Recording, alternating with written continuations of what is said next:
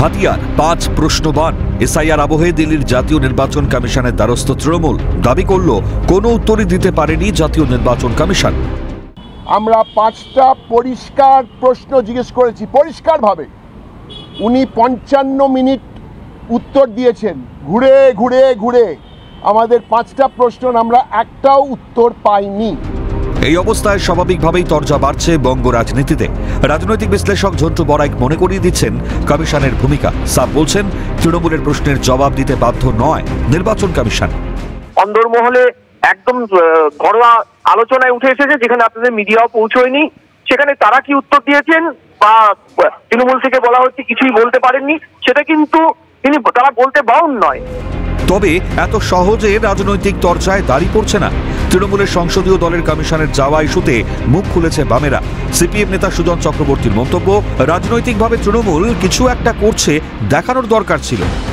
যে প্রশ্নগুলো করতে পারতো, যেগুলো বাইরে সবাই করেছে, আমরাও করেছি, সেগুলো খুব একটা করেছে তারা, কিন্তু রাজনৈতিকভাবে তৃণমূল একটা কিছু করছে, এটা দেখানোটা দরকার ছিল।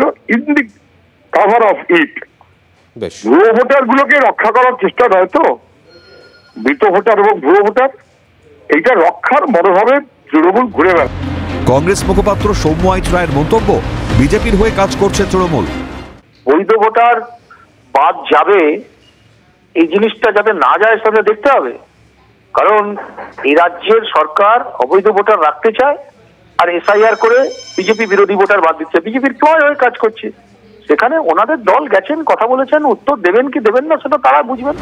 এই অবস্থায় মুখ খুলেছে গেরুয়া শিবিরও। কেন্দ্রীয় শিক্ষা প্রতিমন্ত্রী সুকান্ত মজুমদারের মন্তব্য, নিজেরা এসআইআর এর ফর্ম ফিল আপ করে অন্য লোককে উস্কাচ্ছে। ডেরেক ওব্রায়েন গেছে আর তার সাথে অন্যরা গেছে। প্রথমে 10 জনকে জিজ্ঞেস করুন, আপনারা এবং আপনার পরিবারের লোকেরা কি এসআইআর এর ফর্ম ফিল আপ করেছেন? করেননি। আপনারা নিজে ফর্ম ফিল আপ করে, ঠিক যেরকম মুখ্যমন্ত্রী এবং তার পরিবারের লোকজন করেছে, ফর্ম ফিল আপ করে অন্য লোককে ভরকাচ্ছেন যে এসআইআর এর ফর্ম ফিল আপ করবেন। এক ধাপ এগিয়ে রাজ্য বিজেপি সভাপতি শ্রমিক ভট্টাচার্য জাতীয় নির্বাচন কমিশনার জ্ঞানেশ কুমারের রাজ্যে আসার দাবি জানিয়েছেন। বলেছেন বিএলওদের পরিস্থিতি দেখতে জ্ঞানেশ কুমারকে রাজ্যে আসতে হবে। বিএলওদের আজকের এই অবস্থা যদি হয়, তার জন্য তারা যে পরিস্থিতির শিকার হচ্ছে তার দায়িত্ব কিন্তু নির্বাচন কমিশনকে নিতে হবে। নির্বাচন কমিশন দিল্লিতে জ্ঞানেশ কুমার বসে থাকবেন, উনি জ্ঞানগর্ভ 2-3টে স্টেটমেন্ট দেবেন, আর পশ্চিমবঙ্গের স্থিতি অন্যরকম হবে, এটা হতে পারে না। নির্বাচন কমিশনকে আসতে হবে, এখানে জ্ঞানেশ কুমারকে আসতে হবে। কি অবস্থায় বিএলওরা আছে তার দেখতে হবে, কিভাবে প্রক্রিয়া চলছে সেটাকে বুঝতে হবে। 2জন প্রতিনিধি পাঠালে চলবে না, তার প্রতিনিধি এখানে ওই অফিসের মধ্যে কিভাবে আছেন সেটা তাকে বুঝতে হবে। পাল্টা জবাব দিয়েছে তৃণমূলও। রাজ্যের নারী ও শিশু কল্যাণ মন্ত্রী শশী পাজার মন্তব্য, বাস্তবের থেকে অনেক দূরে বিজেপি। দেখুন, সুকান্ত মজুমদার সত্যি বাস্তবের থেকে অনেক দূরে আছেন, ভারতীয় জনতা পার্টি এবং তিনিও। এবং তার মানে মাঠে ময়দানে তারা ঘোরেন না। আমরা তো দেখি ওদের BLA-2 এজেন্টদেরও দেখতে পাই না। মানুষের যে হয়রানি, যে কষ্ট, যে ভয়, যে আতঙ্ক যে পর্যায়ে গেছে, তিনি কি অবগত আছেন যে তারা ভয় পাচ্ছেন যে ভোটার লিস্ট থেকে বাদ মানে আমি এই দেশে থাকতে পারবো কিনা?